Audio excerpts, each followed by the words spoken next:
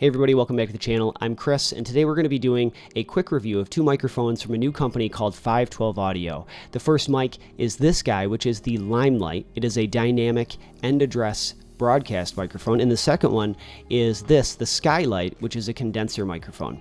They both retail for $199, making them a good fit for creators on a budget, whether you're streaming, doing voiceover, recording music at home, all of those things. So let's get into it. Now we're going to start with the Limelight because that's what we're using right now, and you can hear it right now.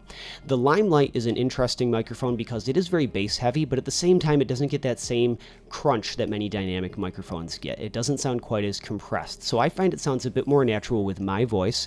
However, it's worth remembering with any microphone, it really depends on your voice and what's going to match your voice. So hopefully this will give you a flavor. Now you can get close to it to elicit that proximity effect, but if you turn up the gain, you can sit far enough back where you're not going to be very boomy. But it is worth bearing in mind, this really seems designed to me to bring out those low frequencies in your voice. So if you're looking for that broadcast sound, this is going to be a good bet. Now when it comes to some other features with it, it's kind of middle of the road when it comes to dynamic microphones. To me, I look at this and I think of the Electro-Voice RE20. It has a very similar design to it. However, the RE20 feels like a much more premium microphone. This does have a metal build to it, but it's much more lightweight, and it's very sensitive to any kind of handling that's there. You probably heard that when I touched the microphone. At the same time, it will pick up any sound that comes through that boom arm or your desk, but it is fairly decent at blocking out external noise. So if you're in a room that's not treated, like this room isn't treated, it's going to reject a lot of those reflections that are on there. Let's take a look at how it sounds if I move off to the side, and we'll come back to the center. We'll move off to the other side, and you can see that it really drops off fairly well. So I have a large computer here. My kids are downstairs. You can't hear any of that right now, which is really a high point to this.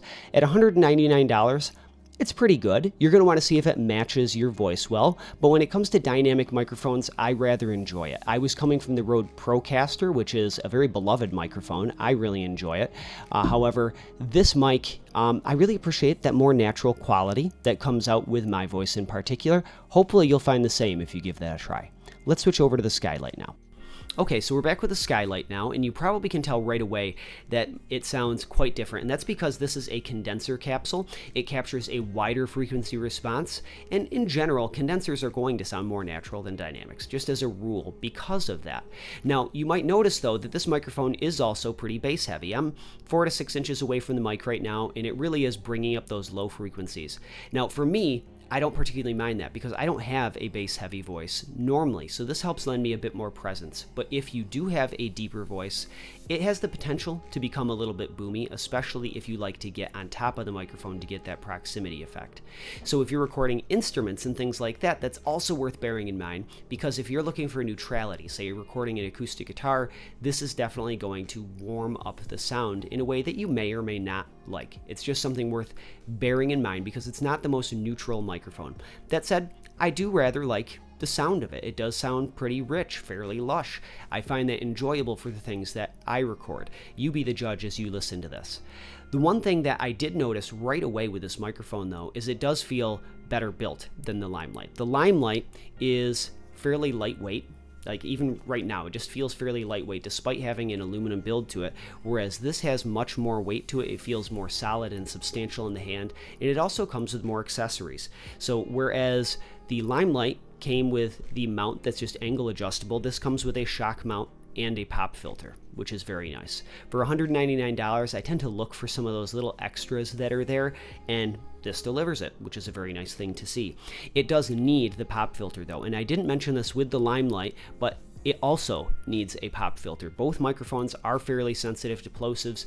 The Skylight in particular, this microphone does break up very quickly with any kind of rushing air. So those plosives hit it and it will just cut the signal or to distort very, very easily. So keep that on there. That's why they include it, and it does certainly help the sound. So for $199, these microphones are not exactly entry level, but they are a step up from entry level. You will need an interface for both of these mics because they do run on XLR versus USB. But I find plugging it into my Go XLR, it's very easy to get in there and tune the sound, adjust my levels. But even with a standard interface, I have a PreSonus Studio 26C also here. Both are very easy. Both provide enough gain to be able to drive. So with that said, at $199, these are fairly decent microphones. They do have their qualities that are going to differentiate them with that warmness. So just bear that in mind as you go in. But as you've listened to these, it should have given you a pretty good idea of what they bring to the table. And I hope that was helpful, and I'll see you next time.